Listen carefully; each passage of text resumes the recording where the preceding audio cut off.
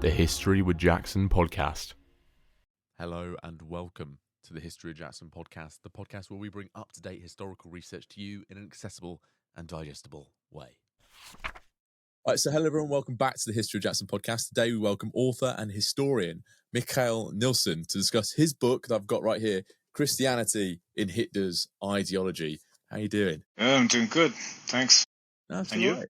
Yeah, I'm doing very well, thank you. I'm really excited to talk about your book because I really enjoyed reading it and learning about a different aspect of the Hitler regime. I'm happy to hear it, yeah. So first question I want to ask you, and I ask this to all the guests, what inspired you to write this book? Yeah, you know, it's a funny and long story, but I'll try to keep it short. I mean, the book, in one way, it started over like 20 years ago when I started my PhD, and I always had this goal of one day I'm going to publish a book at, leading university press, blah, blah.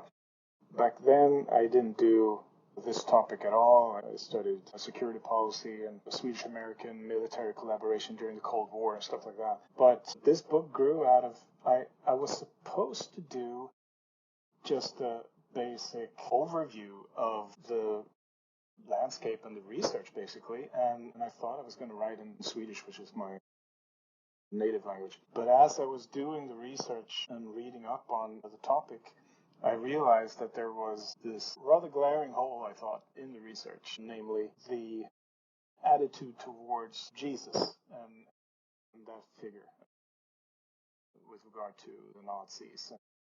There were lots of research done on their general attitude towards Christianity, but nothing basically that targeted the figure of Jesus. And that was interesting, since I could see that Hitler and other leading Nazis were speaking very well of Jesus. So that was interesting. It's definitely an interesting way that you've come at that research of something different, which is albeit slightly related. So I think it's really interesting that path into there. But you were mentioning there that there is a traditional way that scholars see Nazism and Hitler's interaction with Christianity. What is that perspective? Yeah, I mean, for a long time, the dominating view within the field was that Hitler and Nazism was just extremely hostile towards all forms of Christianity and the churches, and that perspective really only began to be questioned, I guess, about 20 years ago or something. I think that Richard Steinman Gall's book, The Holy Reich, is like a big pivot point. But even, and now there are lots of research in both German and English and other languages as well. Look at this issue from a different perspective and realize that, okay, it wasn't as simple as they just hated Christianity. There were a lot more nuance to it, and many, if not most, of the Nazis considered themselves in some way to be Christians or God believers. But that is even so, like the mainstream research has been slow to pick up on this. Like if you look at the mainstream biographies of Hitler, for example, and the mainstream, the big synthesis of Hitler Germany, they have been slow to pick up on this research. So it's like two strains of research going on at the same time. I think that's quite interesting, actually, how a lot of them had that opinion of Christianity. So how does that tie into their feelings of nationalism, but also their feelings of anti-Semitism? Because you have this kind of melting pot of views. Yeah, I mean the connection between Christianity and anti-Semitism is, it goes back thousands of years, right? We see it in the gospel text already, but and it's been said, that's a kind of a theological anti-Semitism, right? Anti-Judaism, if you want. Then, over time, and especially during the late teens, and especially during the 19th century, these theological anti-Semitic ideas became tied to the racial biology and the ideas about race and that kind of racial anti-Semitism. And when those two came together, they formed a very, very potent mixture. And it led to a lot of Christian theologians, thinkers, philosophers starting to question the Jewish heritage and roots and nature of Jesus, and them starting to say that no, Jesus wasn't a Jew. He was an Aryan, it's a thing that is very common, that people always tend to see themselves in Jesus Christ, right? Depending upon the culture that you are in, depictions of Jesus tend to look like the majority population in that culture. Yeah. I think that's an important point there, especially when talking about the Nazis and Nazism. Why was it important for their policy? And you've already mentioned the reflecting the people. Why is it important for them to reject that Jewishness? Because it's something that's quite prevalent. One obvious reason is, of course, that they were anti-Semites. So, that would be anathema to them, of course. But it is more interesting than that, because one could think that, if Jesus was Jewish, why not just reject him? They rejected, so for example, he rejected Paul, the Apostle Paul, based on the Apostle Paul's Jewishness. They rejected almost everything else based on that criteria. The whole movement within this type of Christian theological circles from the 9th century onwards to extract the Jewish parts of the New Testament, and in some cases the whole of the Old Testament, from the Bible, and to make it an Aryan Bible, so to speak, right? That is all done with exception of the figure of Jesus. So why is that? Well, one reason I think is that you can get around a lot of stuff in the Bible and rationalize it and still call yourself a Christian, right? But Jesus, no, that's where the buck stops, right? You can't very well say, I reject Jesus Christ, but I'm still a Christian. But on the other hand, I don't think that's how they thought about it. I just think that they honestly thought of Jesus as this inspiring role model for them and their ideology, and that's exactly how they portray their belief in Jesus or their admiration for him. I think that's a good point. You can't be a Christian without accepting Jesus. I've had some critics on social media approach me to say that, like, you don't define Christianity in the book. So, how can you argue that anybody is a Christian if you don't define it? And my retort to that is basically that throughout history there has been so many different variations of Christian faith that there is no such definition that you can definitely say that every Christian sect accepts, right? You can define it in a way that most Christians today accept it, but that's not the interesting thing. What I'm after in this book, the book is an investigation of the Nazis' self-image, basically, with regard to the Jesus figure. And, if they seem honest about their opinions about Jesus, they state it in public, they state it in public, and it's consistent, then I think we can safely assume that they honestly held these beliefs. So moving from that point then and those beliefs, how does Hitler view or see his own religiosity, his own Christianity, and then Yeah, that so party? yeah, this ties into what we talked about earlier, about what the state of research was like earlier, because the idea previously was also that, Nazism, National Socialism was this atheistic ideology and movement, that they rejected spirituality, they rejected God and Christianity and everything like that. And this is fundamentally mistaken, right? The National Socialism was a fundamentally religious movement. basically every tenet of the ideology, everything of the core beliefs, in some way ties into religious concepts, one religious concept or another. And I argue that basically what you would call National Socialist morals and ethics, like the struggle for survival, the survival of the strongest, maybe not the fittest, but the strongest in Hitler's case.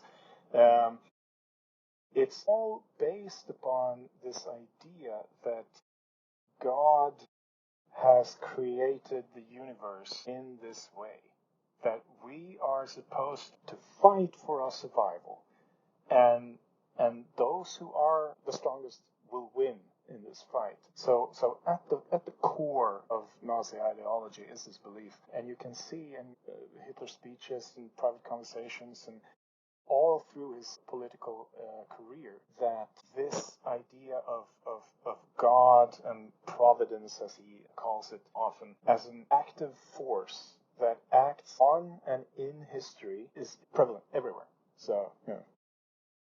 So I think that, and we were talking before we start recording, when I come at this from a totalitarian perspective, we've often looked at it, the religiosity within Nazism as either being quasi-religious or for propaganda purposes, because you have this idea of the cult of personality and needing that absolute loyalty.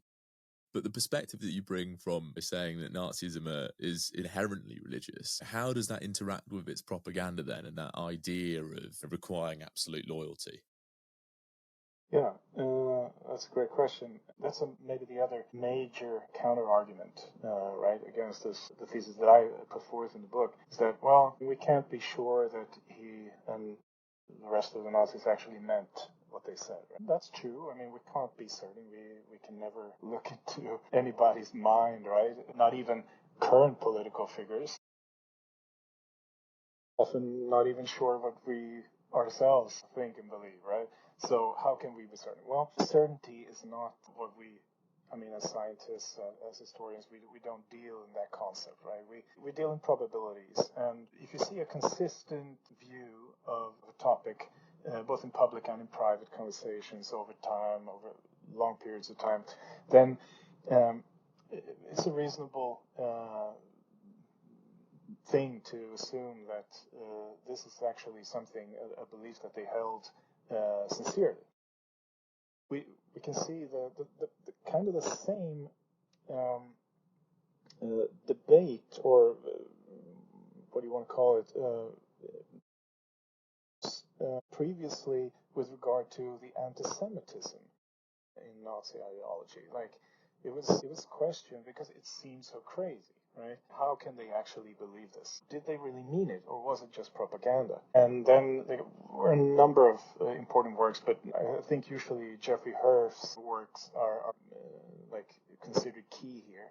That there was this realization that no, but they actually meant what they said, and if you assume that they do and did, then it also becomes much more much easier to understand how so many people could buy into these ideas.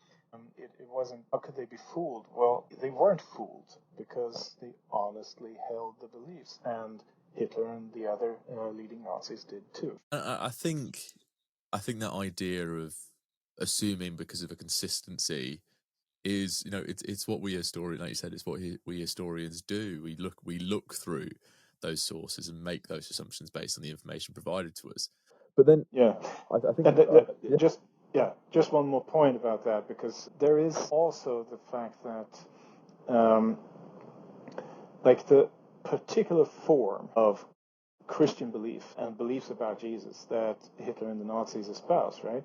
And I think this is probably the strongest argument against the propaganda thesis, if they use these ideas as only tools of propaganda to lure Christians into voting for them or joining the movement and so on, then it doesn't make sense to a version of Christian faith that is not the mainstream view at all, and that on the contrary, run the risk of alienating a large portion of the Christian population, and in many instances did, right? So this is as well a really strong reason, I think, that we can safely assume that the ideas that they propagated were actually not just for propaganda. It was propaganda also, of course, but just because something is also used as propaganda doesn't mean that you don't honestly believe what you say. Yeah, and I think there's an interesting point in that about the sources as well, the source base that you use for this, because one thing is using the speeches and Mein Kampf, which are created for a very particular audience and purpose. But those private sources that you used, could you tell us about that? Because I think that's a very interesting aspect to learning about their religious views.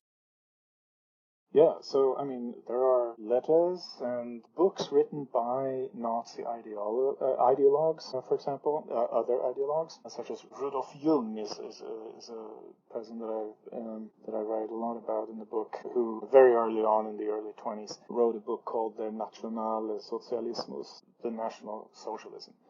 In which there are a lot of parts that deal with religious beliefs and the importance of religiosity and spirituality, and also the importance of the figure of Jesus.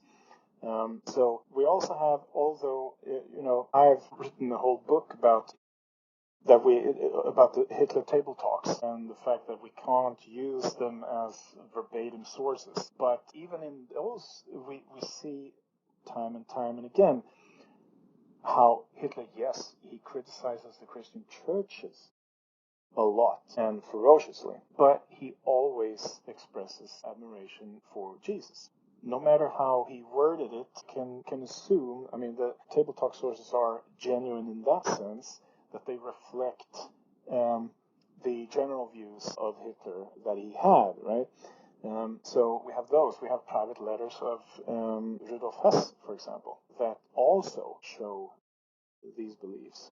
So there are testaments to this in diaries, Rosenberg's diaries, for example, Goebbels' diaries. We have so many examples of these sources where this religious belief is expressed and witnessed. It's very, very interesting to see, all those sources collate, either reflect what Hitler himself is saying or reflecting what these party members are saying.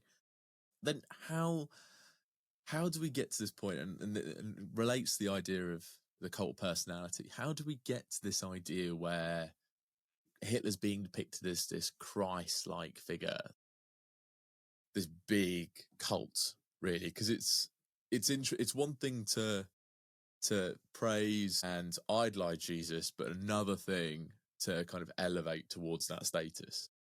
Yeah, no, I mean, especially in Protestant Christianity, this is very prevalent, right? I mean, we see it all through history. There is something about a leader figure in general who is viewed as a savior for, it could be the nation, it could be the class that he is struggling for, or the group. And we see time and again how these leader figures are ascribed a divine character, not necessarily that they're seen as incarnations of God or Christ or whatever, but that they are ordained by them in some sense, that they come forth as a consequence of God's will and so on, and this is exactly what we see. Christian faith has this belief at its core, right, that the Christ is coming back at one point. And this is the key to why I think so many Christians over and over again tend to see, okay, here is this leader that we're supposed to follow, right, to salvation. And Christianity in Germany and German nationalism from the mid 19th century onwards the connection is so strong. And the first National Socialists they come from the Christian movement. People like Friedrich Naumann and Adolf Stöcker, priests that, are fundamental in the formation of German nationalism. And when Germany is united in the early 18, the Protestant Church is extremely involved and tied to this movement and the nationalized ideologies that grow out of it. And the interesting thing here is that, like in the early days when the Nazi Party is formed, it's just a small sect in Bavaria, right? But in Munich and Bavaria, there is also a Catholic sect that is a nationalistic Catholic movement, and they call themselves they're called anti-ultramontanists. I think is the term. They are Catholics, but they oppose that the Pope in Rome are the head over them. No, we are Germans, and German Catholics should rule themselves. But this is such a small sect. But it works as a foundation for the party as long as it's a revolutionary party. The membership is low. They're supposed to make a violent revolution and take power, right? Like Mussolini did in Italy, basically. But then after the failed coup and when the party is reformed in 1925, Hitler comes back as leader, but by then the parliamentary route has already been chosen. And basically you can't form a parliamentary successful party on this little Catholic sect and their views. So research has shown that the foundation for this party switches to a Protestant Christianity instead, basically. And from then on, the party can go on and grow in the rest of Germany as well.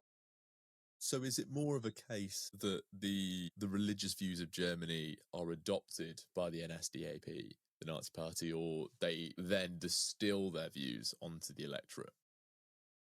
So, I mean, basically none of the ideas about Jesus and Christianity that the National Socialists espoused were their own ideas. It wasn't like, Hitler and Rosenberg and whatnot sat down in a cellar somewhere and dreamt up, this is what we're going to do to lure the Christians into the National Socialist movement. No, they just adopted ideas that were well established within mostly Protestant Christianity in Germany by this time.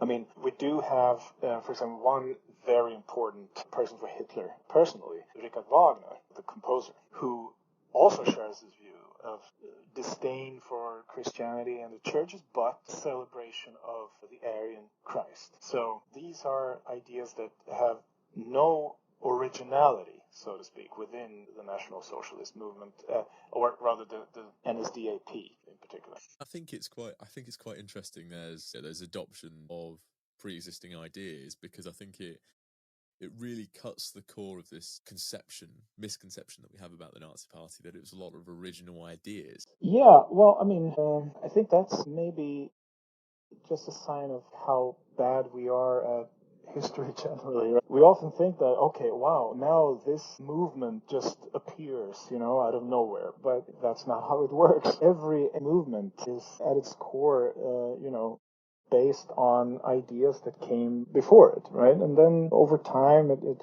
evolves and the particular mixture could be original in that sense. But I mean, it's just not how human minds work, that we sit down and we come up with something completely original. I mean, look at Christianity. It's a faith based on, the faiths that were in the region where Christianity began. And you can see the traces of those ideas all over the Bible. It's just a national phenomenon, I think. I do agree with that point. It does kind of show how bad we can be at history instead of taking in the context. But I've got a final fun question for you now, as I do for all guests who come onto the podcast. Yeah. As a historian, I was absolutely blown away by the amount of primary sources that you're using, the different primary sources you use. It's so interesting. But what was the most interesting source that you came across when you were doing your research? Yeah, that is it's difficult to answer because one of what is so fascinating about history is when you when you go into and look at a source material, it can be sources that, thousands of people have looked at before.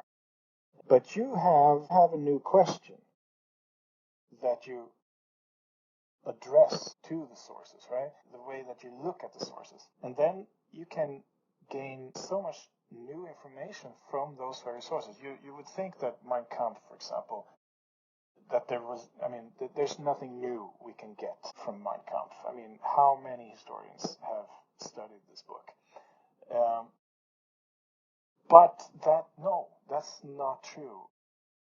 With the particular questions that we ask, we can still get new and unseen information from sources that we have dealt with our whole careers in some instances. But I did find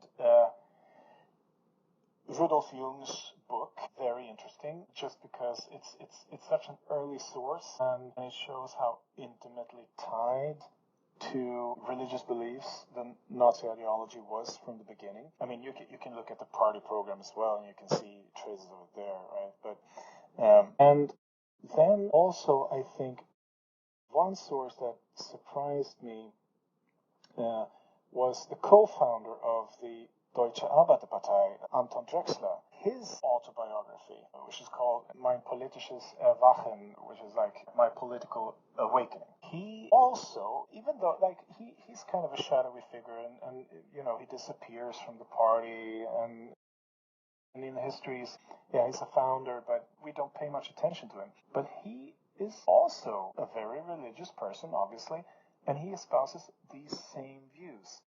So it's just, that was fascinating to me to see how even before Hitler came into the party was based on these kind of ideas. I love that answer, particularly how you've highlighted Drexler, because I think, the fact that he goes missing from a lot of these studies really, really does kind of minimize his impact and his role within this history. So I really love that answer. Yeah. Thank you. So if people want to learn more about the role of Christianity within Nazism, where can they go and grab a copy of Christianity in Hitler's Ideology? Basically, I would say that they can go to any online bookstore or anywhere where you can find books online. Amazon, Barnes & Noble, whatever. You will find it, and I will be very happy if you read it. And then where can they go and interact with you and your work online? Sorry, what? And where can they go and interact with you and your work online? Well, I am active on X, so that is probably the safest place to go if you want to find me online. So, and I don't know, do you have any possibility to post the name I have on X? Yep. For the listeners? Yeah, so maybe then it's quite complicated. It's Ars Gravitatis, but then you'll post it maybe in connection with this podcast. Well, we'll make sure it's in the link below so people go away and follow you and buy copies of your book as well. Excellent. But thank you very much for coming on. Thank you for having me. It was a pleasure. 10, 9, 8, 7, 6, 5, 4, 3, 2, 1. The History with Jackson podcast. Hello and welcome to the History with Jackson podcast, the podcast where we bring up-to-date historical research to you in an accessible and digestible way.